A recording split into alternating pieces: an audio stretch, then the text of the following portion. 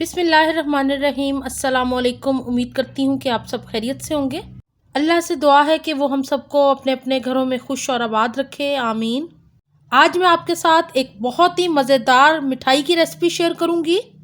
आज मैं अपने किचन में बनाने जा रही हूँ मज़ेदार से रसगुल्ले। मुझे उम्मीद है कि आपको रसगुल्ले की ये आसान सी रेसिपी बहुत अच्छी लगेगी।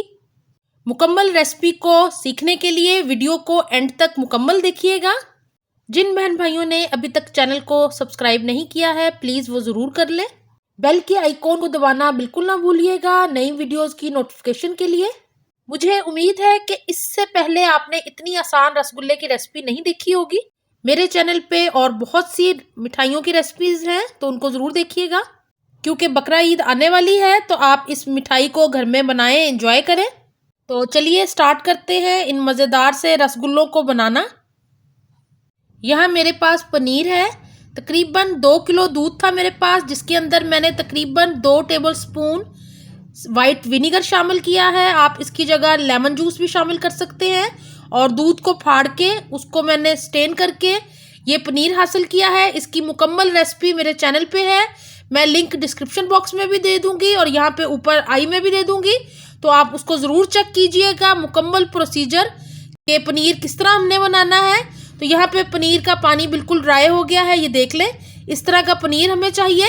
तो ये 1 कप भर के पनीर लिया है मैंने इसके लिए। यहाँ मैंने एक स्टील की ट्रे ली है, इसके अंदर मैं पनीर को शामिल कर रही हूँ। क्योंकि हमने पनीर को बहुत ही स्मूथ और बहुत मुलायम बनाना है, तो इस तरह हमने इसको हाथों की मदद से अच्छी तरह मसल लेना है, ताकि पनीर हमारा बिल्कुल सॉफ्ट और क्रीमी टेक्सचर हो जाए इसका। बहुत ही सॉफ्ट, बहुत ही मुलायम। मैं आपको इसका तरीका भी बता देती हूँ। ये देखें, इस तरह हमने पनीर को मसलना है जब तक हमारा पनीर बहुत ही मुलायम नहीं हो जाता। साइडों से इस तरह इकट्ठा करते जाएंगे और इसको हाथों से इस तरह मसलते हुए हमने इसको बहुत मुलायम कर लेना है। तकरीबन 10 मिनट तक मैंने पनीर को मसला था और ये देखें बहुत ही सॉफ्ट हो गया है। इसका टेक्सचर देखें आप। इसका दाना बिल्कुल ख़त्म कर देना है। हमने इसको इतना मसलना है कि इसका जो पनीर का दाना होता है वो ख़त्म हो जाए और बहुत ही मुलायम से टेक्सचर में आ जाए। अब मैं इसके अंदर मैदा शामिल कर रही हूँ। यहाँ पे मैं 2 टेबलस्पून भर के मैदा शामिल कर रही हूँ इसके अंदर। और ये देखें, ये 2 टेबलस्पून मैंने लिया था, ये सारा शामिल कर दिया मैंने इसके अंदर। और अब मैं बिल्कुल 1/2 पिंच मैं मीठे सोडे की इसके अंदर शामिल करूँगी। ये देखें, 1 चुटकी से भी कम मैंने लिया है मीठा सोडा और वो इसके अंदर मैंने शामिल कर दिया है। और इसको भी अब मैदे और मीठे सोडे को पनीर के अंदर हमने बहुत अच्छे से मिक्स कर लेना है दोबारा, ताकि ये यकजान हो जाए और बहुत ही अच्छी सी इसकी डो तैयार हो जाएगी। ये देखें आप, इस तरह इसको मिक्स करते जाना है और ये इकट्ठा करते जाना है इस तरह। तो आपको मैं करके ये दिखाती हूँ, 1 से 2 मिनट लगेंगे इसे। यहाँ पे मैंने मैदे और मीठे सोडे को पनीर के अंदर मिक्स कर दिया है और आप देख रहे हैं कि कितनी अच्छी डो बन गई है इसकी।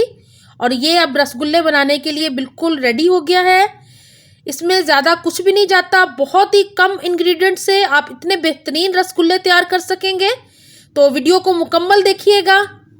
यहाँ मैं शीरा बनाने की तैयारी कर रही हूँ। तो 2 कप पानी शामिल कर दिया है मैंने पतीली के अंदर और इसके अंदर 1 कप चीनी शामिल करनी है।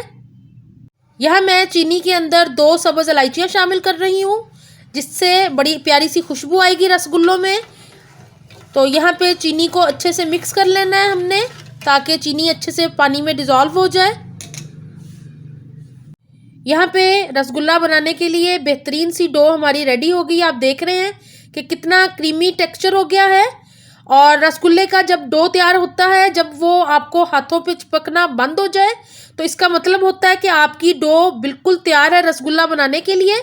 तो इस तरह मैं इसके छोटे छोटे पीसेस कर लूँगी और इसको अलग कर लेंगे। एक जैसे साइज़ के रसगुल्ले बनाइएगा, देखने में भी बहुत खूबसूरत लगते हैं।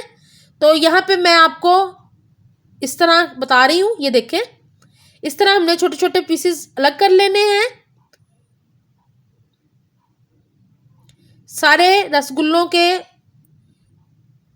मिक्सचर को इसी तरह हमने छोटे पीसेस में अलग अलग कर लेना है। आप इस रेसिपी को ज़रूर ट्राई कीजिएगा, मुझे उम्मीद है आपको बहुत पसंद आएगी। मेरे चैनल पे गुलाब जामुन की रेसिपी है, ब्रेड से गुलाब जामुन बनाने बताए हैं मैंने, बर्फ़ी की रेसिपी है, बेसन की बर्फ़ी की रेसिपी है, तो बालूशाही की रेसिपी है। आप मेरे चैनल पे जाके ज़रूर विज़िट कीजिएगा और देखिएगा। ये देखें, अब मैं इसको एक छोटी बॉल की तरह बना रही हूँ और बिल्कुल भी क्रैक नहीं आना चाहिए, बिल्कुल स्मूथ गोली होनी चाहिए रसगुल्ले की। ये देख लें आप, बिल्कुल भी क्रैक नहीं है। अगर आपके रसगुल्ले में क्रैक होगा तो फिर रसगुल्ले जब शीरे में शामिल करेंगे तो वो टूटने का खतरा होगा और वो टूट जाएंगे आपके। तो इस तरह बिल्कुल स्मूथ गोलियां बना लेनी है हमने एक साइज़ की। क्रैक्स बिल्कुल नहीं आने चाहिए, प्लीज़ नोट डाउन ज़रूर कर लीजिएगा, ताकि जब आप बनाएं ये रसगुल्ले तो बहुत ही अच्छे रसगुल्ले तैयार हों आपके। यहाँ पे चीनी भी डिज़ोल्व हो गई है पानी में। इसी तरह हमने सारे रसगुल्ले तैयार कर लेने हैं, छोटे बड़े आपकी मर्ज़ी है। यहाँ पे 1 कप पनीर से मैंने तकरीबन इस साइज़ के 18 रसगुल्ले तैयार कर लिए हैं।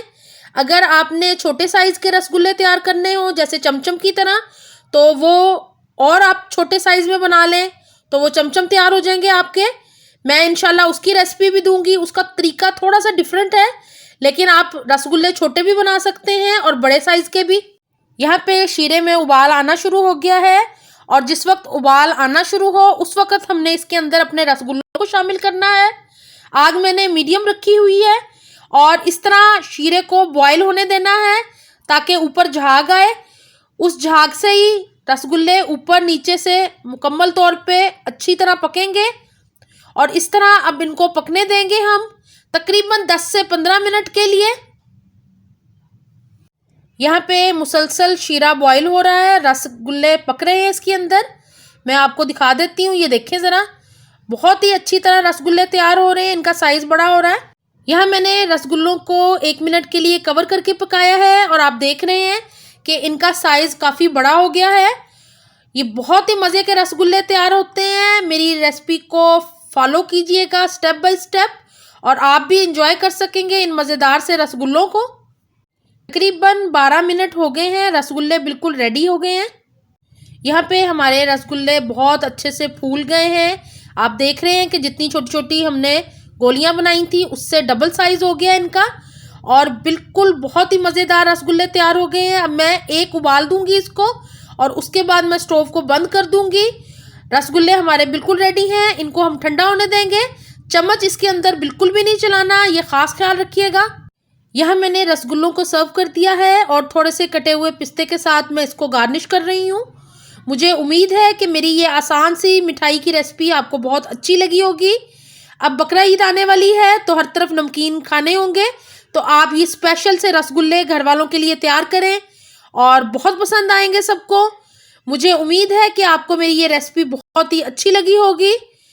मेरे चैनल पे और मिठाई की रेसिपीज़ हैं, उनको भी ज़रूर फॉलो कीजिएगा। दुआओं में याद रखें, अपना बहुत ख्याल रखें। अल्लाह हाफिज़।